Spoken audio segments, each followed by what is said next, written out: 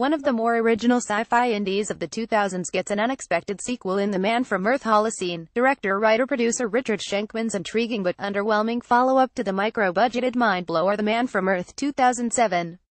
Once again starring David Lee Smith as an ordinary-looking dude who is actually some 14,000 years old, this second installment works best when it adheres to the talk-heavy template set by the original, written by respected Star Trek and Twilight Zone contributor Jerome Bixby.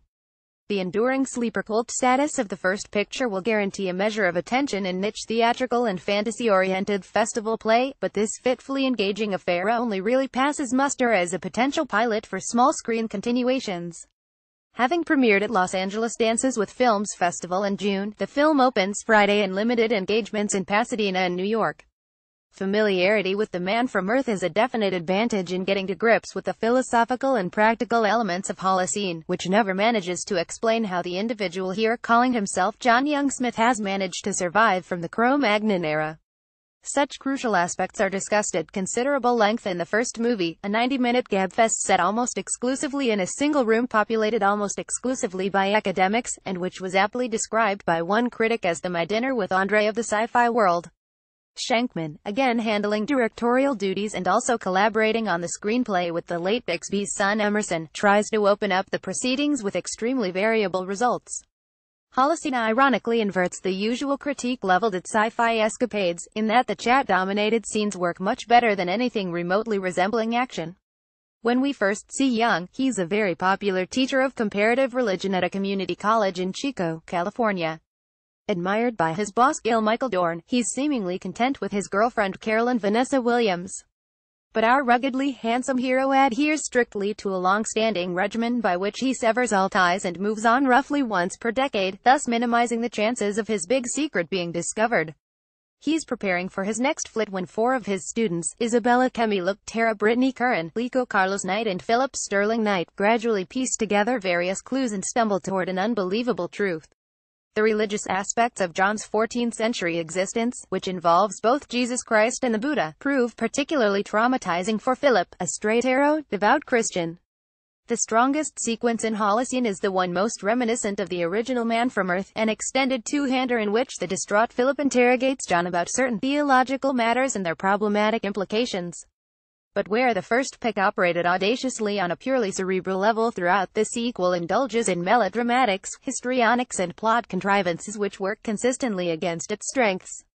Williams, Star Trek alumnus Dorn and the returning Cat nevertheless cope reasonably well with underwritten roles, while the standout among the somewhat grating Nancy Drew-like younger quartet is the smart, energetic Isabel. But the real rock upon which the film is built is once again Smith, who nimbly walks the shaky lines of plausibility which underpin and sometimes undermine the screenplay. Charismatic but unassuming, Young wears his quasi-immortality with beguiling insouciance. The actor has visibly aged in the interim, of course, which requires some explaining given John's previous immunity to the ravages of time. Schenkman and Bixby Jr. come up with quite a nifty solution to this problem, laying the groundwork via a clunky, overlong mid-credits tag for possible future updates.